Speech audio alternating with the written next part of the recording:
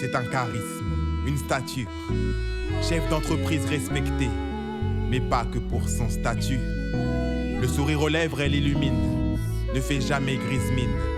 Elle gère les crises même pour elle, rien n'est problème. Elle, c'est la première à s'occuper de ses collègues lorsqu'ils ont la peau blême. Toujours un mot pour faire rire, pour les autres elle n'a jamais la flemme. Magnifique mais discrète, elle pourrait aimer la frime. Elle ne manque pas de fric mais se souvient de toutes ces années de galère en Afrique. Elle est l'épaule sur laquelle on se repose. Le cerveau jamais sur pause. Les obstacles elle les surpasse, fait face à tous ceux qui s'opposent. Un franc-parler que même ses supérieurs craignent. Au travail elle se saigne, si le travail c'est la santé, on peut dire qu'elle se soigne. Mariée et mère de 2 enfants, mais ça, personne n'en a même une infime idée. Elle ne dit jamais un mot sur son intimité. Beaucoup cherchent à savoir, d'autres veulent seulement l'imiter. Ils ne voient pas sous son maquillage les traces de ses yeux au menton. Son mari doit être romantique. Il envoie des fleurs chaque semaine et lui offre des chaussures avec du rouge sous les semelles. Mais un jour elle ne sourit pas. Tout le monde autour se questionne, le soleil ne brille pas. Elle s'installe derrière son bureau et pleure à chaudes larmes. Ses cris résonnent dans tout l'immeuble comme si on sonnait l'alarme. C'est le drame. Elle doit avoir perdu quelqu'un. Je ne vois que ça comme raison. Non, elle s'est perdue elle-même et commence la rédaction de sa propre oraison.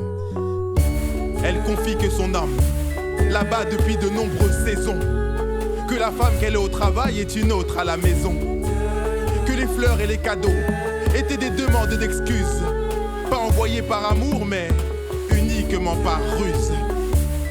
Elle sent que c'est la fin. Il lui a dit ce matin: si tu ramènes ton gros cul, ce soir c'est sûr, je te tue. Elle veut en finir une fois pour toutes et espère le raisonner. Il lui arrive d'être doux et à l'écoute quand il n'a pas d'alcool ni de drogue plein le nez. Elle ouvre la porte, son regard est plein de rage. Elle monte, il la rattrape et la jette du 2e étage. Les obstacles, elle les surpasse. Fais face à tout ce qui s'oppose. Les obstacles, elle les surpasse. Fais face à tout ce qui s'oppose. Les obstacles, elle les surpasse. Fais face à tout ce qui s'oppose. Les obstacles, elle les surpasse. Fais face à tout ce qui s'oppose. Elle vient d'avoir son bac L. Rêve de croquer la vie, de voler de ses propres ailes. Elle, c'est mon amie, la seule. On se dit tout. Des nuits à refaire le monde, à transformer nos défauts en atouts. On parle des guerres des animaux, de politique et de nos mots. Parfois on parle des cours, mais notre sujet préféré, je vous avoue que c'est l'amour. Elle me dit à chaque fois qu'elle aura un tas d'enfants avec un homme qu'elle aime, pas n'importe quel prétendant. Elle me dit en rigolant que je serai le témoin de son mariage. Son espion pour le VG, on aura intérêt à être sage. Elle veut s'inscrire à la fac, mais elle ne sait pas dans quelle section. Elle peut aller partout, elle a obtenu la plus haute mention. On se connaît depuis des années, ensemble on a fait des âneries. On est plus que des amis, elle fait partie de ma fratrie. De sa famille j'en connais peu. À l'entendre ils ont l'air durs. Quand elle me parle au téléphone, elle se cache et elle murmure. J'ai eu peu de nouvelles cet été. Elle a beaucoup voyagé. Je l'ai vue à son retour et elle était complètement changée. Pour la première fois des distances, on la voyait plus dans la cité. Et elle n'était pas non plus inscrite à l'université. Un jour j'ai croisé sa cousine qui sortait de l'école. Elle m'a confié que depuis des mois, elle portait le poids de la famille sur ses épaules. Ses heures prises à partie, des pressions sur ses parents, des menaces et des paris. Car dans leur culture, c'est une honte, à son âge, de ne pas avoir de mari. 2 mois après, à la mairie, j'ai honoré ma promesse. Assis au premier rang, j'aimerais agir, que ce mauvais spectacle cesse. Il est beaucoup plus âgé. Face à lui, sa tête se baisse. Le sourire sur le visage des oncles et des tantes. Je rêve qu'elle se sauve et le laisse. Elle se tient droite, mais ses jambes tremblent. Il a la main sur son cou. J'ai peur qu'il l'étrangle.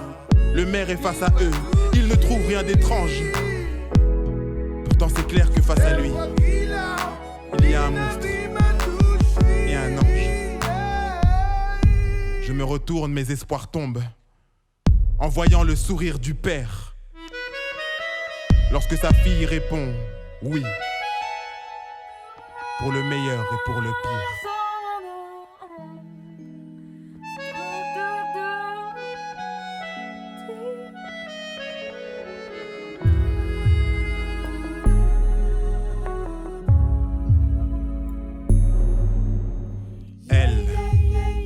Mais pour la première fois, le pied sur la terre de ses ancêtres.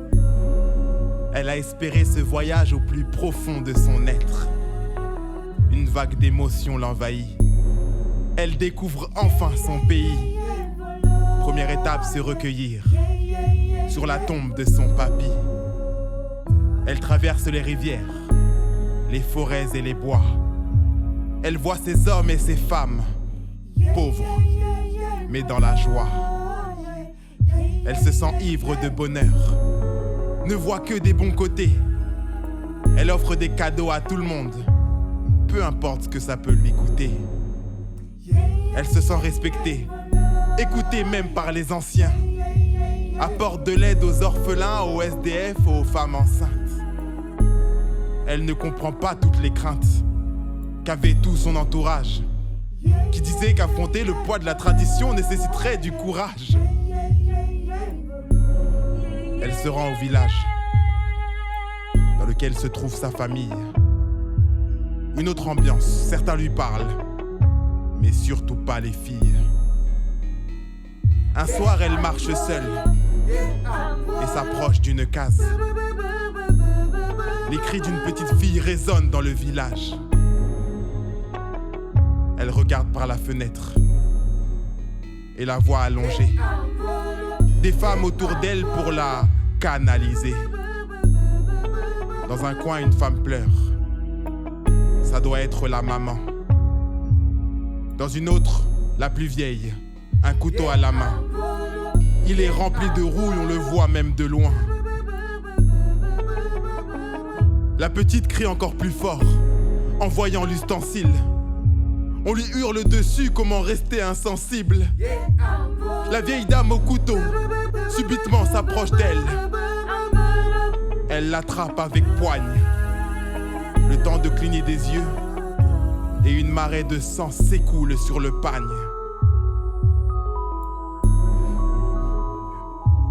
La mère pleure toujours en se tenant la tête. Les tantes jubilent, dansent, chantent et font la fête. La vieille pose son couteau sans même le laver. La fille ferme les yeux et espère un jour pouvoir se relever.